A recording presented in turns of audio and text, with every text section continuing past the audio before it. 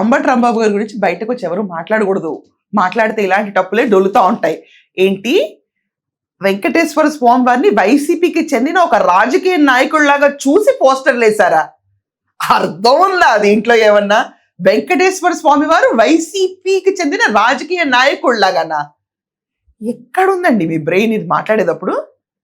కల్తీ లడ్డు పోస్టర్ ఆ రోజు పెట్టింది అంటే అంబటి రాంబాబు లడ్డు గురించి పోరాడలే, జగన్ గురించి పోరాడలే. ఇక్కడ ఇప్పుడు ఇప్పుడు చెప్పిన దాని ప్రకారం వెంకటేశ్వర స్వామి వారిని వైసీపీకి చెందిన ఒక నాయకుడిలా చూసినందుకు పోరాడాడంట Ambati, as per version.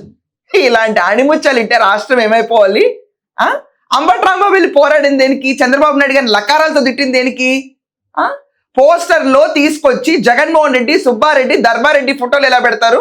This is too much అని చెప్పి 24 hours టైం ఇస్తున్నా అని చెప్పి నెక్స్ట్ డే వచ్చి వేరే విహంగంలో చంద్రబాబు నాయుడు గారిని బూతులు తిట్టి వెళ్ళిపోతే దానికి అరెస్ట్ అయ్యాడు. వితిన్ 24 hours లో ఈ దుష్ప్రచారకు చేస్తున్నటువంటి ఫ్లెక్సీని తొలగించకపోతే, పోలీస్ వారు యాక్షన్ తీసుకోకపోతే నేనే వచ్చి చించేస్తా. దీనిలో ఏ విధమైన సందేహం లేదు.